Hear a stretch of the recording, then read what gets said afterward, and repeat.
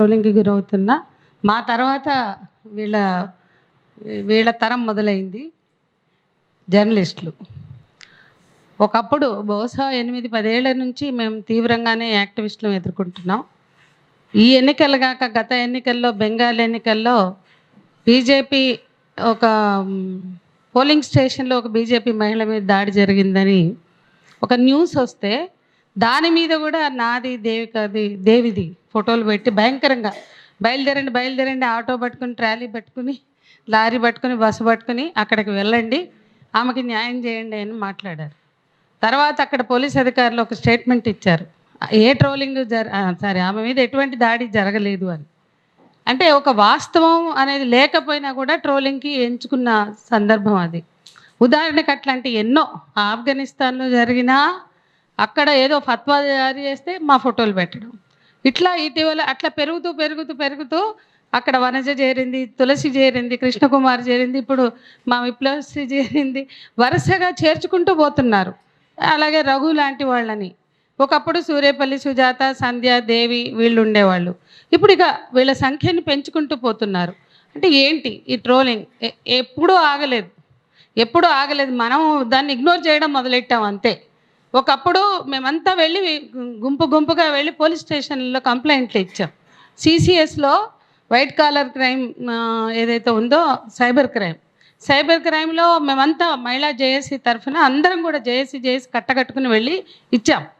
భయంకరమైన బూతులు ఎట్లా రాస్తారంటే ఫోటో పెడుతున్నారు, నంబర్లు, ఫోన్ నంబర్ పెట్టి ఫోటో పెట్టి ఎలాంటి భయంకరం అంటే 2 మొగుళ్ళని చంపింది, 3 మొగుళ్ళని వదిలేసింది, ఈ రకమైనటువంటి పర్సనల్ దాడులు కూడా ఎదుర్కొన్నాం. ఇక అడ్డు అదుపు లేని ట్రోలింగ్ ఎందుకు జరుగుతుంది అంటే నేను ఒకటే చెప్పదలుచుకున్నది, జర్నలిస్టులైనా యాక్టివిస్టులైనా ఎవరైనా ఇది వ్యవస్థీకృత దాడి.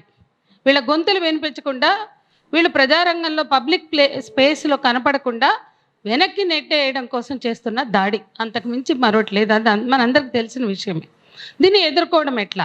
1-2 ఎన్ని ఘటనలు? తులసి చంద్ర మీద ఎంత దారుణంగా చేశారు. వనజ వీడియోలు చూస్తే ఎంత అద్భుతమైనటువంటి మహువా మీడియా తరఫున వాళ్ళు సమాజానికి ఉపయోగపడేవి, చైతన్యం కల్పించేవి, ఇన్ఫర్మేటివ్గా ఉండేవి చేస్తున్నారు. దాని కింద కూడా చూస్తే కామెంట్స్ అవే ఉంటాయి. అంటే ఎవరిని స్పేర్ చేయట్లేదు ఈ సంఘీయులు, ఎవరిని స్పేర్ చేయట్లేదు. ఒకటే అసలు వాస్తవాలతో వాళ్ళకి పని లేదు. ఉదాహరణ మన ఖమ్మం ఘటనే తీసుకోండి. అది 6 జరిగితే 8 రాత్రి వరకు ఆ అమ్మాయి ఎవరికి చెప్పలా. వాళ్ళ మేనమామ ప్రసాద్కి ఏదో చెప్పింది, రాత్రి 10ంటికి చెప్తే అది అలా బయటకు వచ్చింది 8వ తారీఖు.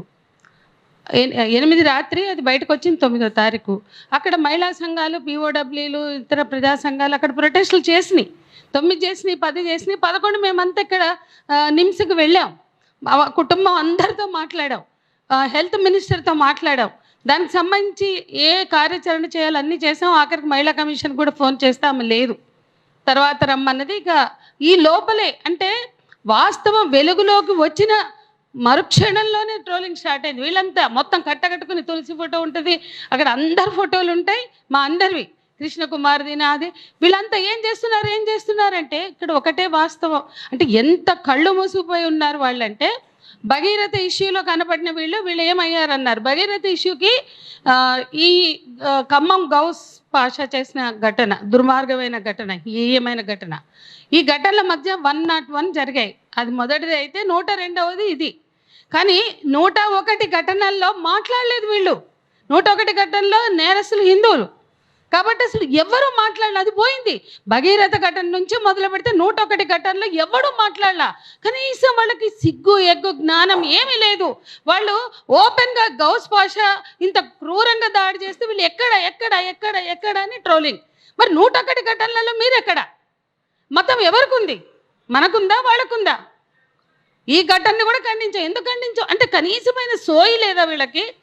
గౌస్ పాషా అయినా లేకపోతే క్లిస్టఫర్ అయినా ఇంకెవడైనా నేరస్తుడు ఎవడైనా ఖండిస్తాం, ఎవడైనా శిక్షించమని కోరుతాం, బాధితురాలు ఎవరైనా న్యాయం కావాలని కోరుతాం. ఇంత కామన్ సెన్స్ లేకుండా, ఇంత స్పృహ లేకుండా వీళ్ళు ఉన్నారంటే వీళ్ళ కళ్ళు ఎందుకు మూసుకుపోయింది? వీళ్ళు ఎందుకంటే ఖచ్చితంగా అంటే వాళ్ళకి ఏ ఫ్యాక్ట్స్ తోటి పని లేదు. ఇప్పుడు గౌస్ పాషా అక్కడ చేశాడు అనగానే మొదలైనవి. అదే రోజు రకరకాలు ఎక్కడి నుంచి వచ్చిందో ఆ ప్రియా చౌదరి, ఎక్కడి నుంచి వచ్చిందో ఆ ఆకుల శ్రీవాణి, ఇష్టం వచ్చినట్లు ప్రేలాపనలు. అంటే వాళ్ళకి జవాబుదారీతనం ఎందుకు లేదు? జవాబుదారీతనం ఉన్న వాళ్ళు ఎవరైతే భగీరథ ఘటన నుంచి భగీరథ ఘటన తెల్లారే సంగారెడ్డిలో వికారాబాద్లో జరిగినాయి. నేరస్తులు అరెస్ట్ చేశారు కదా నేరస్తుల్ని.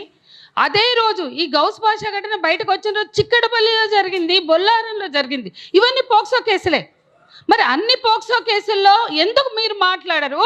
ఒక్క పోక్సో కేసులో మాట్లాడినా, ప్రొటెస్ట్ చేసినా, మాట్లాడలేదు అన్న అపోహకు మీరు వెళ్ళి, లేదా దాన్ని క్రియేట్ ఎందుకు చేస్తున్నారు? దీని వెనుక ఉన్న పర్పస్ ఏంటి అంటే స్పష్టం. ఈ ప్రోగ్రెసివ్ ఎలిమెంట్స్ ఎవరైనా సరే, అది జర్నలిజంలో ఉన్నా, యాక్టివిజంలో ఉన్నా, వీళ్ళ మీద దాడి చేయడం, బురద జల్లడం, ఇదొకటి.